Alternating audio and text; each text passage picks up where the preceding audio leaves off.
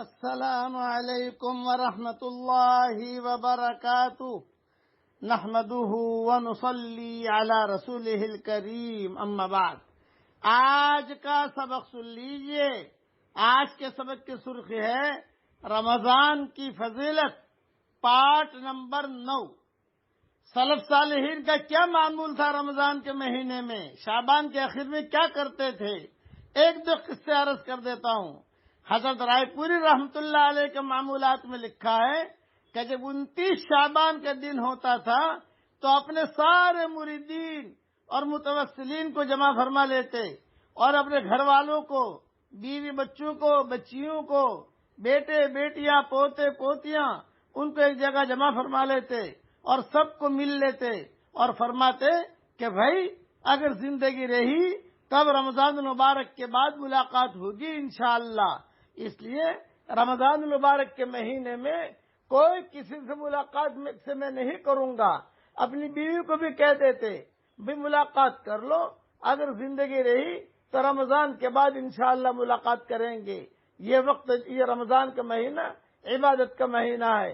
سارے متوسلین دوستوں کو ایک دعوت کر لیتے اور دعوت کر کے جو کچھ دینا دلانا ہوتا وہ کرا کے سیدھے اپنے گھر سے اپنے خانقاہ میں تشریف لے آتے اور اپنے خادم کو بلاتے اور اسے ایک بوری دے دیتے تھے، بہت بڑی بوری، اور فرماتے رمضان المبارک کے مہینے میں جتنے خطوط آئیں وہ سب اس بوری میں ڈال دینا، زندگی رہی تو رمضان المبارک کے بعد ان کو کھول کر پڑھیں گے۔ رمضان المبارک میں ڈاک نہیں دیکھا کرتے تھے۔ یہ مہینہ بس میں نے اپنے لیے مخصوص کر لیا ہے اور اپنے رب کو منانے کے لیے مخصوص کر لیا ہے۔ اگر زندگی رہی تو اس کے بعد پھر دوستوں سے ملاقات ہوگی انشاءاللہ۔ آپ کے یہاں پورا رمضان المبارک کا مہینہ اعتکاف کی حالت میں گزارنے کا معمول تھا۔ 29ویں شعبان کے دن جو شخص آپ کی مسجد میں بستر لے کر جاتا اس کو مسجد میں بستر لگانے کی جگہ نہیں ملا کرتی تھی۔ 25 شعبان سے لوگ آ جاتے تھے، دور دور سے ان کے مسجد میں 25 شعبان سے جا کر لوگ بستر لگا لیتے تھے۔ پھر 29 شعبان کو اگر آیا تو اس کو جگہ نہیں ملا کرتی تھی اور پورا مہینہ اعتکاف کرتے تھے۔ جو شخص آپ کے دور و دراز سے لوگ رمضان المبارک کا مہینہ وہاں گزارنے کے لیے آتے تھے اور پورا رمضان المبارک عبادت اور یاد الہی میں گزرتا تھا۔ حضرت شیخ الحدیث صاحب رحمۃ اللہ علیہ اپنا قصہ سناتے تھے کہ حضرت شیخ الحدیث فرماتے تھے کہ اکابرین ہی کے نقش قدم پر رمضان المبارک کی یکسوئی کے ساتھ عبادت میں گزارا کرتا تھا۔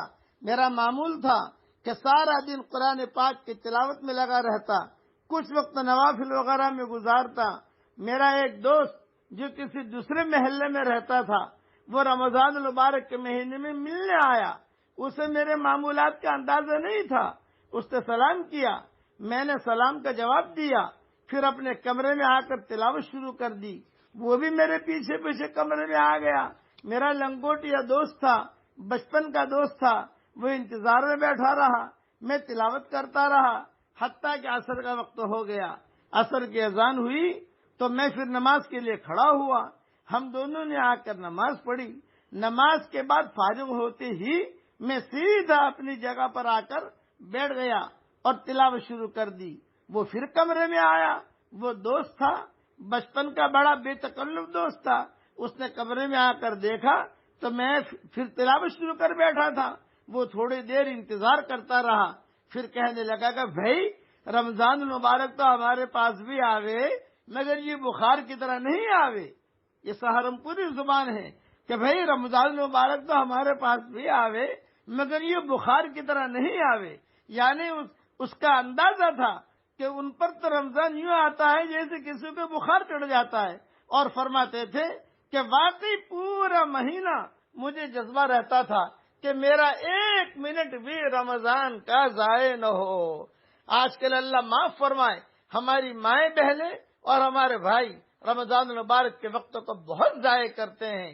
خاص طور سے افطار سے پہلے آدھا گھنٹہ پہلے آپ جو ہے دسترخوان پر بیٹھ جائیے، آدھا گھنٹہ پہلے آپ کا کچن میں نہیں ہونا چاہیے. وہ ٹائم کچن کا نہیں ہے، وہ ٹائم تلن کا نہیں ہے، وہ ٹائم اللہ کو منانے کا ہے.